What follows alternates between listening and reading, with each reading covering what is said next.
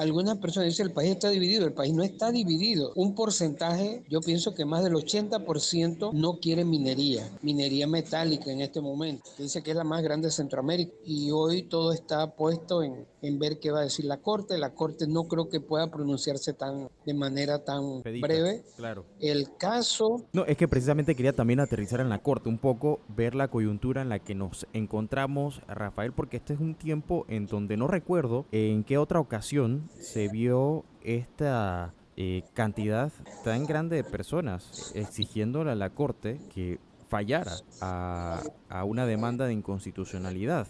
Y lo estamos viendo ya incluso con figuras como Chito Montenegro, que se... Rafael, gracias por acompañarnos. Ya, inicia una semana más en donde todavía el debate minero sigue siendo los titulares de prácticamente todos los medios nacionales. Buenas tardes. Sí, muy buenas tardes nacionales e internacionales.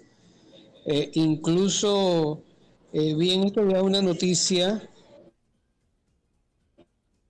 en un periódico económico del extranjero donde decían que los problemas de la agricultura eran en el norte panameño y muchas personas confunden los puntos cardinales de Panamá. Nuestro norte es el Caribe, nuestro sur es el Pacífico, el occidente es allá Costa Rica y el oriente es Colombia. Entonces, dice un amigo mío que hasta en eso Panamá está complicado. Dijo otra palabra, pero no la voy a repetir. Hasta en eso estamos complicados porque muchas personas no lo entienden. Lo que pasa es que nosotros, algunos dicen que hace 3 millones de años fue que emergió Panamá del mar, otros dicen que fue 10 millones de años. Unos colombianos hicieron un estudio hace un tiempo y decían que eran 20 millones de años. Nosotros éramos volcanes y eso emergió del mar. Y entonces unió América del Norte con América del Sur. En realidad nosotros somos atípicos, nosotros no somos ni América del Norte ni América del Sur. Y por eso es que en el tema de sostenibilidad algunas personas dicen es que este país no es para ejercer la minería, porque es hasta vulnerable, es el lugar más angosto. Sabes que yo viví 5 años en Brasil y bueno, uno hace amistades. Yo le decía a mis amigos de Río de Janeiro que en Panamá uno se bañaba en la mañana en el Pacífico y en la tarde en el Caribe. Y no le querían creer a uno, porque desde Río de Janeiro hasta Guayaquil o Lima son más de 4.000 kilómetros. O sea, si eso no lo puedes hacer en carro, porque además no hay carretera. Claro. Han intentado hacer una carretera que llegue hasta por allá, pero no llega. Entonces, nuestra situación geológica, nuestra situación de la naturaleza, etcétera, es diferente al resto. Yo creo que los primeros que tienen que hacer valer y entender eso somos las personas de Panamá, ¿no? Y bueno, hoy estamos en esa discusión, como tú muy bien señalas, estamos discutiendo también, bueno, qué queremos ser. Pienso que algunas personas dijeron durante mucho tiempo que Panamá había identificado su lucha como nación en la descolonización, porque teníamos una colonia en la zona del canal, Ujú. y encontró allí, pues se unieron todos los, bueno, la mayoría de los actores, y en el 77 hubo un referendo, la mayoría aprobó ese tratado del canal, que demoró 23 años para cumplirse. Y ya a finales del 99, el último día, Estados Unidos devolvió el canal, ya había cerrado las bases militares y demás, que estaban justamente en el centro. Pero de ahí en adelante se dice que no teníamos causa, una causa que nos uniera. Bueno, la causa de hoy nos une. Algunas personas dicen el país está dividido, el país no está dividido. Un porcentaje, yo pienso que más del 80% no quiere minería metálica en este momento. Creo que hay que decir metálica porque minería también es sacar arena. Entonces, si no sacamos arena, no podemos construir los edificios que tenemos, que además en América tenemos una gran experiencia en construir rascacielos. Esos rascacielos llaman mucho la atención en otros lugares y eso lo hacen los obreros panameños. Incluso me decía un amigo mío que nosotros podríamos exportar mano de obra para hacer rascacielos en otros lugares, fuera de Panamá.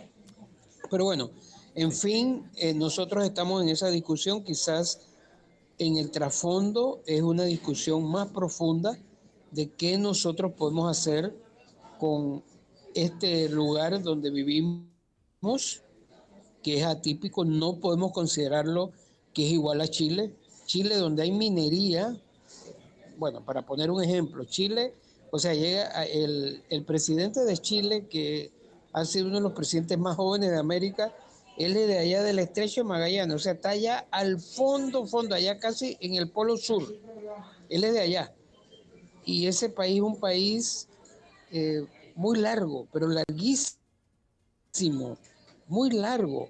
Y del otro lado tiene Argentina, y de por medio tiene la cordillera de los Andes, pero es un país muy largo y tiene una parte que es desértica. Ellos ahí pueden hacer eh, muchas, muchas actividades, incluida la actividad minera. Entonces, nosotros estamos pues en esta discusión, creo que más del 80% de la población hoy ha dicho no queremos minería. Sí. Por supuesto que eso trae una cantidad de problemas porque ya hay un grupo de que se han otorgado licitaciones, aparte del tema de la mina más grande, que dice que es la más grande de Centroamérica, que produce cobre, que bueno, estamos viviendo pues todo este litigio y hoy todo está puesto en ver qué va a decir la Corte. La Corte no creo que pueda pronunciarse de manera tan Expedita, breve. claro. El caso, Ahora, el caso sí. de, sí, No, es que precisamente quería también aterrizar en la corte un poco, ver la coyuntura en la que nos encontramos, Rafael, porque este es un tiempo en donde no recuerdo en qué otra ocasión se vio esta cantidad tan grande de personas exigiéndole a la corte que fallara a una demanda de inconstitucionalidad. Y lo estamos viendo ya incluso con eh, figuras como Chito Montenegro, que se declaró en huelga de hambre y que puso su cama allí. sí. Bueno, sí, nosotros hemos sido muy descuidados, eh, no solo en la institucionalidad, nosotros tenemos institucionalidad muy, muy antigua. Eh, bueno, primero que nosotros tuvimos aquí a los españoles 3 siglos y después de eso ya tenemos 2 siglos de estar en la vida republicana. Sin embargo, hoy nuestra república está en entredicho. La república está en harapos. Eh, el Ejecutivo tiene cero credibilidad, cero confianza. El Legislativo tiene cero seguridad, cero confianza, cero credibilidad. Y la credibilidad la tenemos puesta en el tercer órgano, que es el órgano judicial, que a su vez el órgano judicial, por la propia constitución panameña, lo designan entre el Ejecutivo y el Legislativo. O sea que los dos órganos que están hoy con ninguna credibilidad, y esa credibilidad ha sido esa falta de credibilidad ha sido progresiva durante los años, durante el tiempo, y que, digamos, tuvo su broche de cobre con la aprobación del contrato 406 y la sanción presidencial.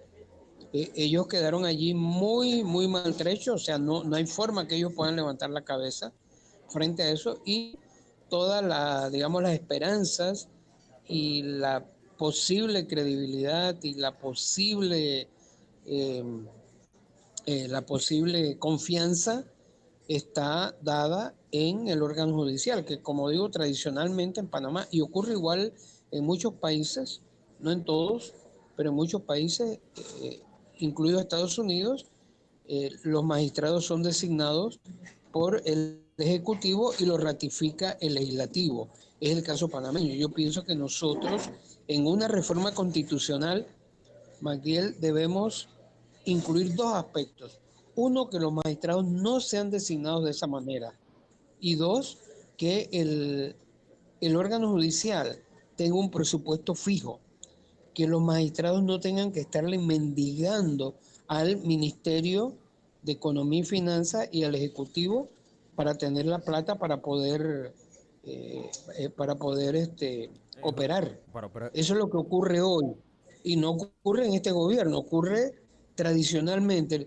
Yo he visto magistrados casi con un sombrerito pidiéndole dinero al Ejecutivo para ellos poder operar. Entonces, eso los hace totalmente dependientes del Ejecutivo. Claro, es que la mora judicial que tiene este tercer órgano viene a raíz también del poco presupuesto que se les ha asignado, que como tú bien has dicho, ha tocado mendigar y ver cómo se reparte ese dinero, porque administrar justicia no es gratis, o sea, hay que pagarle al personal también. Sí, Me imagino los pobres sí. asistentes en este momento revisando esto, poniendo más de su esfuerzo para poder responder al clamor social. Y hay otras cosas que me gustaría destacar dentro de todo este panorama, y parte de ello es, Rafael, es que algo que se escuchó en las protestas que se dieron el año pasado y que de cierto modo terminó con el estallido social, fue la idea de un diálogo que en su primera parte o fase llegó a concluir con algunos acuerdos, entre estos que todavía se mantiene el subsidio al combustible.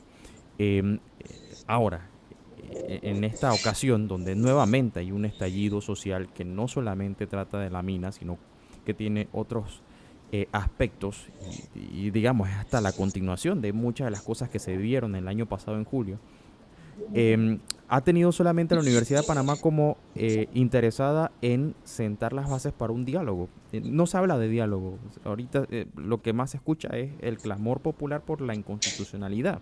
Pero ¿qué tan necesario sería un diálogo para abordar este tema a tu parecer? Y por otro lado, que sea la Universidad de Panamá como academia la que se encargue de liderarlo. Bueno, realmente con el fallo de la Corte, en la mejor de las hipótesis que sea por la inconstitucionalidad, la crisis no termina allí. Nosotros tenemos una crisis muy peligrosa de gobernabilidad y eso no va a seguir, o sea, no va a terminar con ese fallo. Vamos a tener eh, todo el problema, o toda la situación de crear eh, un, una sostenibilidad en el tema minero, que tampoco es de la noche a la mañana. Incluso la posibilidad de un plan de cierre de la mina, de la mina en Donoso, eso demora tiempo y eso hay que ponerse de acuerdo. Así que yo veo realmente muy positivo que alguna institución, y en este caso puede ser la Universidad de Panamá, que ya lo ha hecho en otras ocasiones, ha sido el lugar donde la gente se pone de acuerdo y yo pienso que sería bueno. Es más, son tantos los temas que nosotros tenemos pendientes que creo que más de un mediador va a ser necesario. Si la universidad puede mediar, creo que es importante. Mira, uno de los problemas gravísimos, por ejemplo, lo que decíamos antes del órgano judicial, cuando se estableció el sistema penal acusatorio, que fue el último país de América, creo que fuera de Haití, fue el último país de América sacando a Haití, que Haití tiene un estado fallido. Bueno, lo estableció. Bueno, lo estuvieron postergando mucho tiempo porque dice que no había recursos. Cuando lo establecieron, resulta que los jueces que nombraron los nombraron de manera interina. O sea, tú no puedes tener justicia certera teniendo a los jueces interinos, porque cada vez que un juez actúa, tiene como la espada de Damocles. Lo que los jueces determinan no es juego de niños, no es cosa sencilla, entonces ellos deben tener permanencia. Hoy, hoy se ha tratado de resolver eso hasta cierto punto con la nueva administración en la Corte, sin embargo todavía eso no está porque el, el órgano judicial no tiene un presupuesto permanente, no tiene un presupuesto, tiene que estarle mendigando al Ejecutivo. Entonces, sobre el otro, bueno, hay muchos problemas. Uno es el tema minero. Yo pienso que estas cuestiones hay que tratarlas científicamente. Y el tema, por ejemplo, de la biodiversidad de Panamá. ¿Hasta dónde nosotros vamos a preservar eso? Creo que la información ambiental, la información ecológica, en realidad no las tiene que dar una institución como la Universidad de Panamá. Entonces, la Universidad de Panamá, y para eso fue creada, lo único que en el camino se perdieron los chivitos, pero para eso fue la universidad creada. Primero que allí puedan ir todos. Y lo más grave hoy es que el gobierno ha perdido tal grado de credibilidad, justamente hablando de julio de 2022, finalmente los que protestaban se sintieron engañados y el gobierno no podría de nuevo levantar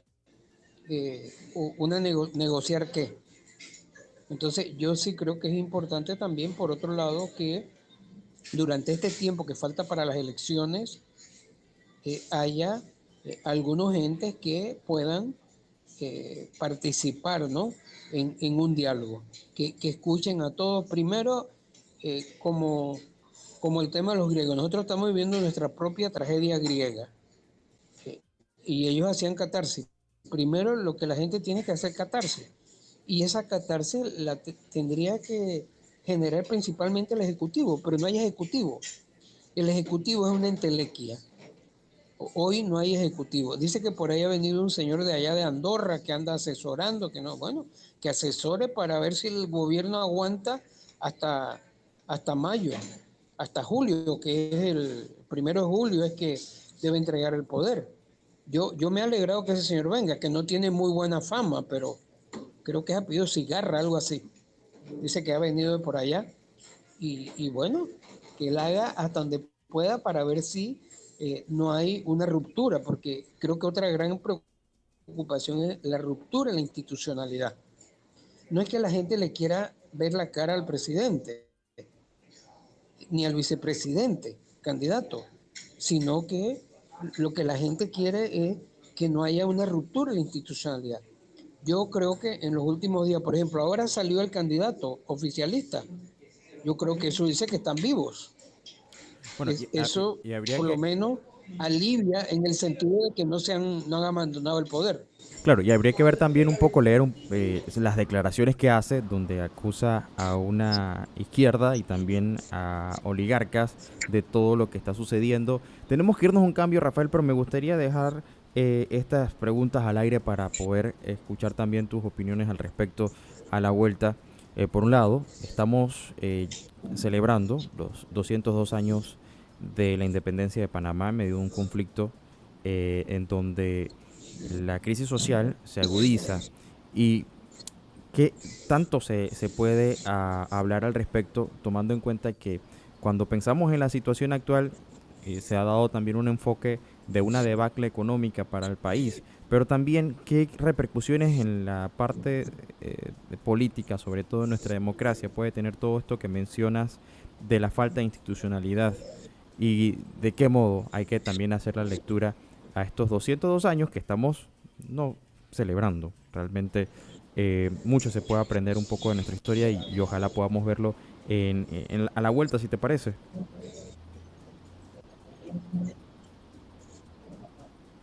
Por supuesto. Claro que sí. Perfecto. Nos vamos a un cambio, son las 12:30 del mediodía. Usted no se vaya, que esto es Menú Ejecutivo. Mucho más que analizar aquí con el doctor Rafael Candanedo y viendo un poco la lectura de la situación actual en el país. Esto es Menú Ejecutivo de Ancon. Estamos de regreso con nuestra segunda parte de Menú Ejecutivo de Ancon. Seguimos conversando con el doctor Rafael Candanedo sobre el análisis que hacemos en cuanto a lo que sucede en Panamá. Rafael, antes te dejaba con esta pregunta. 202 años que celebramos mañana, 28 de noviembre, de nuestra independencia de España, convirtiéndonos en un país que se asocia luego a la Gran Colombia, esta idea bolivariana, que tú te conoces bastante bien por haber incluso presidido la Sociedad Bolivariana de Panamá, y luego pues en su búsqueda de ser una república independiente, y durante todo este tiempo hemos pasado por distintos procesos, entre estos por supuesto el último enclave colonial que tuvimos por parte de los estadounidenses, parte de lo que también se ha hecho notorio en las manifestaciones, ese descontento por pensar que se está vendiendo nuevamente la patria, lo que nos costó. Y muy de la mano te lo pregunto porque la democracia, algo que tú has mencionado, la falta de institucionalidad nos está haciendo daño. Esa lectura, 202 años de Panamá frente a este escenario que pareciera ser histórico y que probablemente llega a estar en los próximos años o décadas dentro de los libros de historia. No, nosotros tenemos un legado impresionante, y ese legado viene justamente de ese 28 de noviembre, cuando se redacta el Acta de Independencia. Uno de los redactores del Acta de Independencia fue don Mariano Arosemena. Mariano Arosemena era una persona que se dedicaba pues al comercio, al negocio, pero principalmente él se dedicó eh, justamente a antes y después. Primero había sido funcionario de la corona española, sin embargo él se dedicó a la redacción, era, fue redactor del primer periódico que tuvo Panamá, La Miscelánea del Istmo, que fue de unos meses antes del 28 de noviembre. Posteriormente él siguió escribiendo, y cuando ya se funda la Estrella de Panamá, que originalmente fue en inglés en 1849, él llegó a ser jefe de redacción de la Estrella de Panamá. Y uno de, digamos, de sus atributos es que es el padre de Justo Arosemena, a quien nosotros llamamos el padre de la nacionalidad. Entonces nosotros tenemos, bueno, yo creo que antes hay que decir que nosotros llegamos a ese 28 de noviembre con esa acta de independencia, porque desde el 8 de noviembre, 20 días antes, ya los tableños estaban emberracados con los policías españoles, le hicieron allí sus desplantes el 8 y el 9, y el 10 ya hubo una actividad mucho más fuerte en la Villa de los Santos. Y la villa por eso tiene una posición especial en todos estos movimientos. El grito de la Villa de los Santos, que fue contra el cuartel de la policía de los españoles, que lo, se lo deshicieron allí, y esos policías quedaron a mano pues de los panameños. Ese grito se escuchó en Alange. En ese tiempo no había internet, no había comunicaciones como ahora, no había correo, no había nada. Pero en Alange se enteraron y se adhirieron.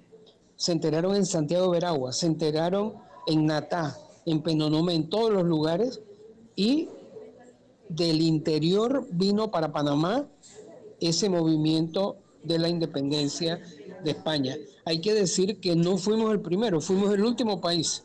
Es más, creo que Santa Marta de Colombia quedó para después, pero fuimos de los últimos países. Y los panameños de la época, que éramos muy pocos,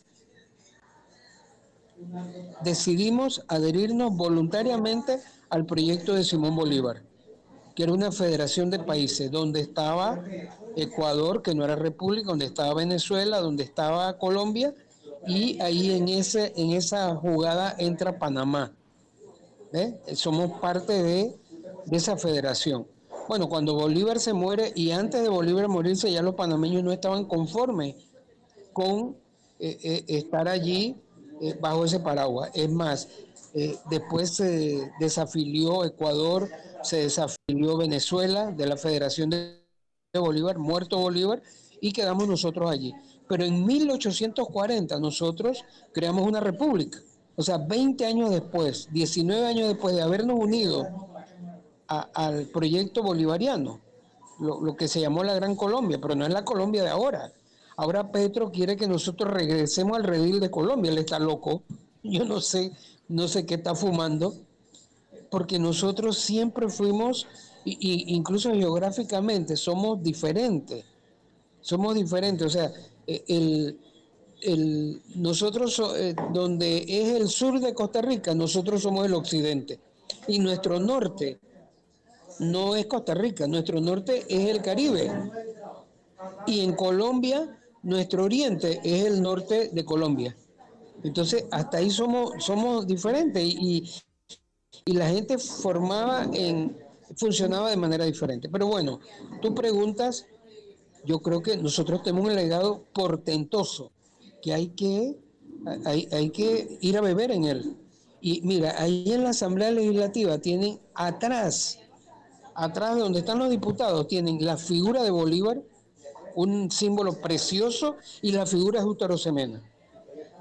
Los señores que se sientan allí tienen que estar bebiendo minuto a minuto de Bolívar, que tuvo, oiga, él tenía una personalidad bien vasta y vivía en momentos bien difíciles. No había avión, lo único que había era barco. Es más, él, por ejemplo, para ir de Colombia a Ecuador tuvo que ir en caballo no sé cuántos días, un montón de días, más días que las protestas de Panamá, para poder llegar allá. O sea, no era como ahora que usted agarra un avión y usted se va. ¿Ve? Y tuvo momentos también de autócrata. Pero lo que hoy nosotros recogemos de él es sus ideas democráticas, sus ideas contra la corrupción. Es más, él creó leyes donde le cortaban la mano o no sé qué, le hacían algo al que estaba en la corrupción. Si estos diputados de hoy, la mayoría, estuvieran en la época de Bolívar, todos estarían mancos, porque algo hubiera pasado. Y lo otro es Justo Arosemena. Justo Arosemena, a él le ofrecieron en 2 ocasiones que fuera candidato a la presidencia de Colombia y él quería ser del Istmo de Panamá.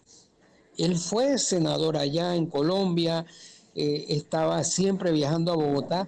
Sin embargo, él lo que le interesaba era que hubiese autonomía. Por eso él creó el Estado Federal de Panamá. Y nosotros tuvimos bastante autonomía dependiendo de los humores de Colombia. En Colombia había épocas que había más centralismo, a veces más libertad, etcétera, pero nosotros vivimos en todo eso. O sea, nosotros tenemos una experiencia. Algunas personas dice, bueno, es que nuestra república cumple 200 años. No, nosotros no fuimos república en todo ese tiempo, pero sí vivimos en república, vida republicana. Y tuvimos 14 meses con la república en 1840 que creó, eh, ¿cómo se llama? Herrera, Tomás Herrera. Él la creó. Y, y fue su primer presidente. Bueno, fue el único presidente y el que redactó esa constitución fue nada más y nada menos que Justo Arosemena. Justo siempre quería que Panamá estuviera fuera de la coordenada de Colombia. Bueno, allí se volvieron a poner de acuerdo con los colombianos y bueno, cosas de la vida, Tomás Herrera llegó a ser presidente de Colombia en 1854. O sea, lo que quiero decir con esto es que nosotros tenemos una experiencia democrática, republicana, muy importante, que no viene hace 120 años. 120 años ya tenemos nuestra propia república, que ha sido bien difícil perfeccionarlo. Nacimos con una colonia adentro, la colonia de Estados Unidos, que se llamó Zona del Canal, que fue el precio que tuvimos que pagar para la construcción del canal, que hoy lo manejamos nosotros. Incluso yo digo, el canal que es nuestro es el canal ampliado, que ese nosotros lo decidimos en referendo en el 2006, los panameños decidimos. Es más, yo creo que por constitución nosotros tenemos que ser, Magdiel, un país mucho más de referendo, de plebiscito. Eso nos quitaría dolores de cabeza.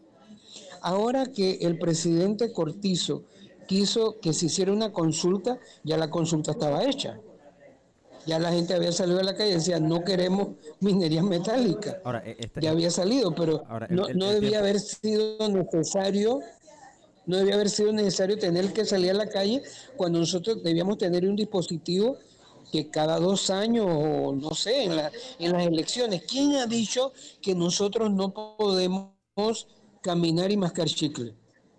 Por ejemplo, en California, en las elecciones presidenciales en Estados Unidos, California le pregunta hasta 30 temas a las personas y el que no quiere, es como una encuesta, el que no quiere determinado tema, bueno, no vota por eso, Pero pero hay Rafael, 32 temas, de- 30 sí, papeletas. desde que regresamos a la democracia en pleno, en el 90, ¿cuántos plebiscitos o referéndums se han llevado a cabo? Yo recuerdo dos. Uno para la reelección o el intento de reelección del expresidente Valladares y luego para lo del Canal de Panamá. No sé cuántas otras han habido, si mal no estoy, creo que solamente han habido Ha, dos. ha habido, ha habido en los 100 años o en los 120 años de República, de la Segunda República, porque esta es nuestra Segunda República, en esos 120 años ha habido 8 referendos. Es muy poco, muy poco.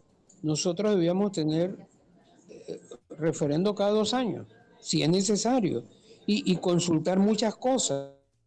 Pero aquí nosotros no nos acostumbramos a eso. No tenemos y tampoco tenemos un instituto estatal donde nosotros estemos permanentemente consultando cuál es el sentir de la gente. Por ejemplo, España tiene un instituto muy interesante que está consultando y es oficial. Y a veces, por ejemplo, en el tema de las encuestas de intención de voto en las elecciones, la gente está con suspicacia porque es estatal. ¿Ves? Pero nosotros debíamos tener un instituto que sea entre estatal y privado, no sé qué, donde estemos consultando cuáles son los sentires de la gente y que los diputados, que los gobernantes, ellos tomen en cuenta qué es lo que la gente está pensando en cada momento. Hoy seguimos, si hacemos la lectura de lo que ocurrió el 20 de octubre, seguimos como que el que llega al poder es un botín político. No, puede ser que la gente, lo que tiene que hacer el dirigente, y eso debe ser también materia hasta de reglamentación, es que palpar cuál es el sentir popular. El sentir popular antes del 20 de, de octubre es que la gente no estaba de acuerdo o no estaba suficientemente informada o no le daba confianza ese contrato, el contrato 406.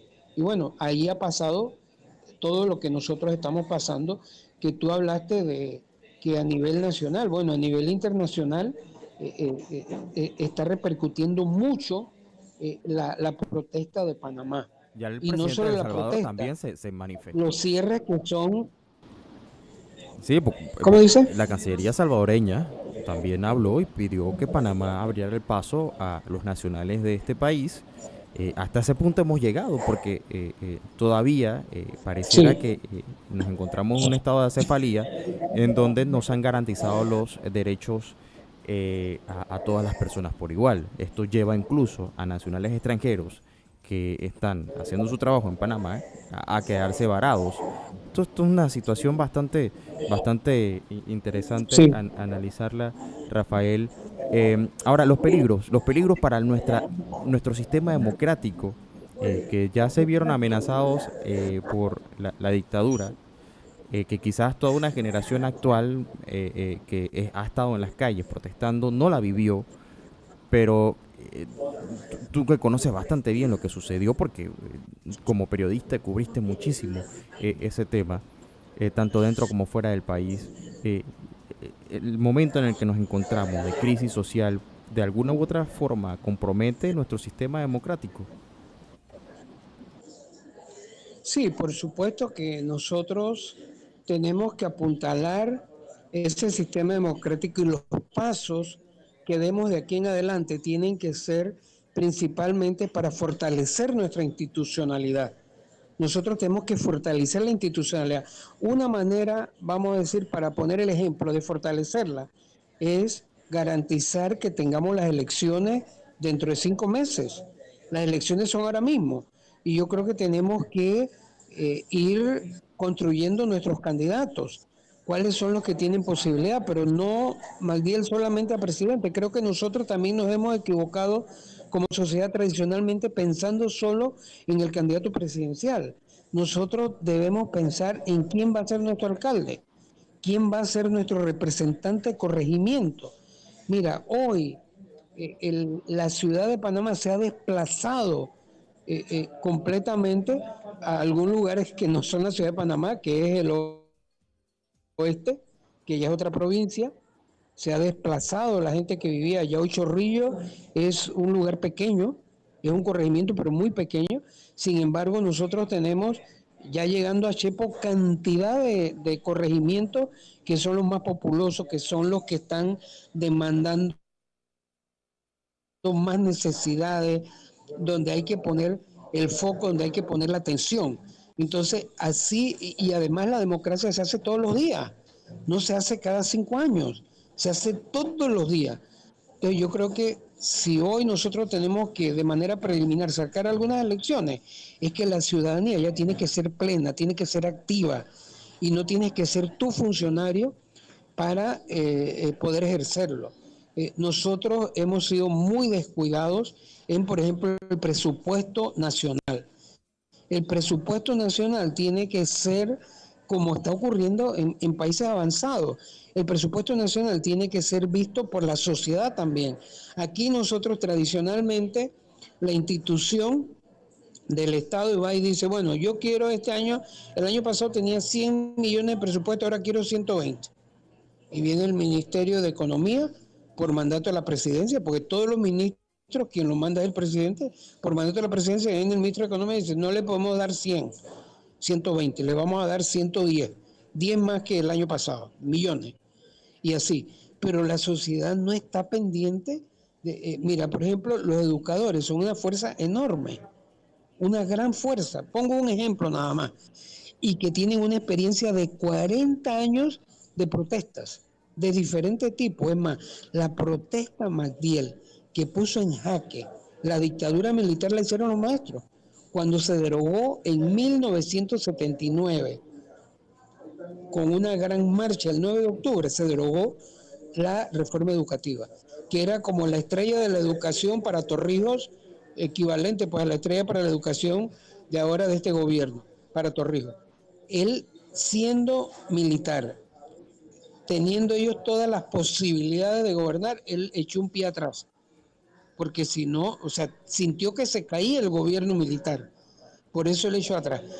Pero con esa misma intensidad, los educadores no están pendientes de qué se usa en qué en el presupuesto. Ellos hacen denuncias allá afuera, pero no ha habido, vamos a decir, algo sistemático que diga, bueno, nosotros queremos que en la institucionalidad de Panamá esté que los educadores dicen algo sobre cómo va a ser el presupuesto de educación. Los educadores han insistido y yo estoy totalmente de acuerdo, porque países que han avanzado son los que tienen más recursos del Producto Interno Bruto en educación. Claro. Aquí nosotros en este momento estamos, no sé, ni el 4%, a pesar de que ha habido compromiso de que sea el 6%. Que se ha intentado. Ahora, Rafael, ya en los Pero últimos bueno, minutos que nos quedan, yo creo te que quiero es preguntar verdad también, que sí, estar en la calle, sí, sí. sí, en los últimos minutos que nos quedan, te quiero preguntar, tú has mencionado mucho esta palabra institucionalidad como filólogo. ¿Cómo interpretamos esto y por qué es importante que Panamá lo interiorice y que también la refuerce? Mira, y no hablo solo del tema de la Corte Suprema, el órgano ejecutivo, el legislativo, el judicial, ellos son los órganos principales del Estado, ellos en la Constitución, que hay que respetarla, la Constitución habla de libre tránsito, usted no puede estar cerrando calles, eso no está bien, eso no ayuda nada a la institucionalidad. Ni un Estado que se cruza de brazos dice, bueno, cierran la calle, entonces tiene que venir Bukele a través de su Cancillería a pedir que abran la calle acá. O sea, imagínate hasta dónde hemos llegado. porque no se está aplicando la Constitución. O sea, vamos a decir, lo primero de institucional es que se respete la Constitución, pero se respete para todos los efectos. Se respete, mira, algo que decían, me contó alguien que cuando algunos diputados le decían a otros diputados, bueno, pero es que ese contrato tiene ilegalidades, tiene inconstitucionalidades. Lo que ellos decían era, dice, bueno, que la Corte resuelva. No, o sea, eso es una irresponsabilidad. Ellos de antemano tienen que mandar un documento que la Corte no les tenga que decir nada contrario. Eso por un lado. Por otro lado, bueno, institucionalidad es en contra de la mora judicial. O sea, ¿por qué hay demandas que demoran tantos años? Entonces, muchas veces la excusa es el presupuesto, que no tienen presupuesto, pero esa es excusa muchas veces. Lo que pasa es que no quieren afrontar la responsabilidad, no quieren afrontar la responsabilidad para lo que fueron nombrados, o están los intereses en juego. O sea, si tú eres magistrado, tú tienes que ir hasta la última consecuencia. Y así por el estilo. Igual organismos de control. Por ejemplo, la Contraloría hoy es mueca, es un hazme reír. En la época del régimen militar, la Contraloría tenía un papel mucho más de fiscalización que el que tiene hoy. Entonces, yo creo que es importante, por ejemplo, si hacemos una nueva constitución o lo que fuere, que las personas tengan también responsabilidad por omisión. O sea, no solo por acción, sino por omisión. Siempre estamos pensando en el peculado, en la corrupción en la administración pública, pero alguien que se cruza de brazo y no hace su trabajo, yo creo que debe tener una responsabilidad, o alguien que pone en juego la integridad del Estado desde el punto de vista, no sé, emocional, lo que fuere. Bueno, la situación actual precisamente resulta que debe tener una sanción. Claro. Entonces, miren, y sobre todo, vamos a decir, la institucionalidad blanda, no solo la institucionalidad, o sea, el no cumplir las leyes. O sea, hay como una especie de acuerdo no escrito de que no hay que cumplir la ley, comenzando saltándose la luz roja. Entonces, yo creo que ahí por ahí claro. Esto es un tema muy importante y qué bueno que lo hayas traído acá a la mesa, Rafael, y ojalá lo podamos seguir conversando más adelante. Se acercan las elecciones, así que son temas también importantes, sobre todo con algunos grupos que han sugerido que también se pueda incluir una quinta papeleta. No sé si todavía se podrá, algo que pudiéramos conversar para el tema de los cambios constitucionales. Nos hemos quedado sin tiempo, es la 1 de la tarde, Rafael, pero muchísimas gracias por acompañarnos como cada lunes gentilmente aquí en Menú Ejecutivo. Sí, encantado. Muy buenas tardes. Saludos a tu audiencia. Claro que sí, era el doctor Rafael Candanedo, como cada lunes nos acompaña para evaluar el acontecer nacional, sobre todo lo que está pasando otra semana más con el tema minero en la palestra. Llegamos al final de nuestro programa, gracias por acompañarnos. No se despegue porque ya viene información deportiva con Miguel Ángel Cuadra y la cancha, 2 horas de deportes. Más adelante con los microinformativos estaré acompañándoles el resto de la tarde y mañana con más de Menú Ejecutivo de Ancon.